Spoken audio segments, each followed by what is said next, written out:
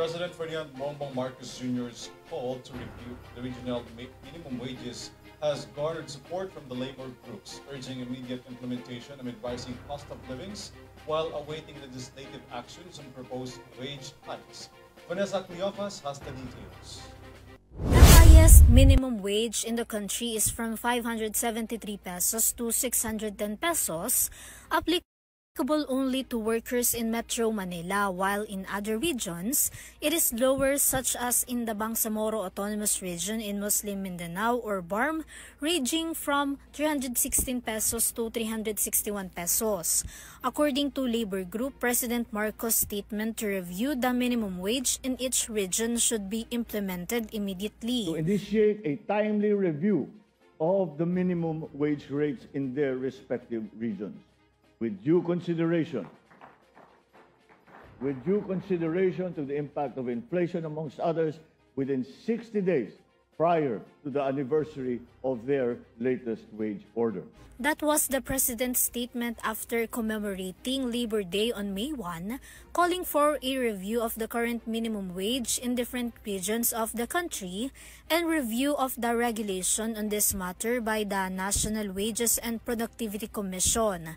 This is in addition to the proposed 100 pesos to 150 pesos minimum wage hike, which has been approved by the Senate but is still pending in the Congress. The successive recommendations for wage increase are positive signs, according to Villamor Mostrales, Executive Vice President of the National Confederation of Labor, but he hopes it will be implemented as soon as possible. Mostrales mentioned that the prices of essential goods are rising faster than the long-demanded minimum wage hike by their sectors.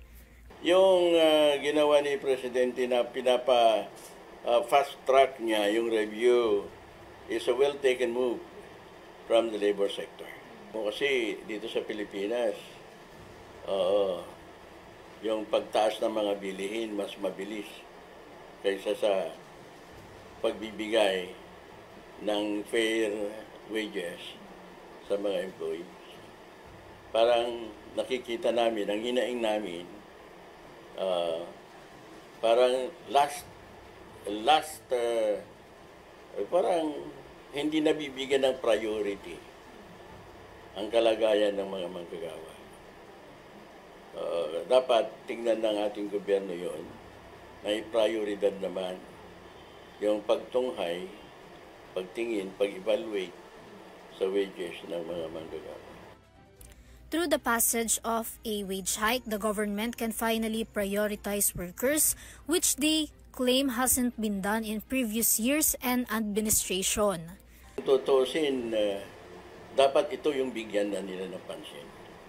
Because sa mga nagdaang panahon, ng panahon ni President Duterte, hindi naman niya inilagay yata doon sa prioridad yung sahod ng mga manggagawa. Pero ngayon, mukhang kung ang promise ay bibigyan ng masusing pag-aaral yung pag-increase ng mga manggagawa sa sahod, well, maganda. We will have to wait and see.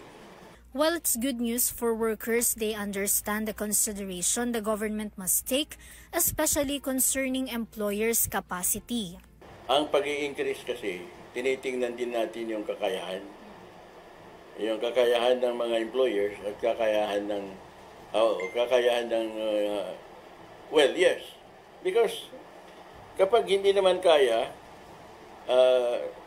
sa amin, pabor kami dahil mataas eh.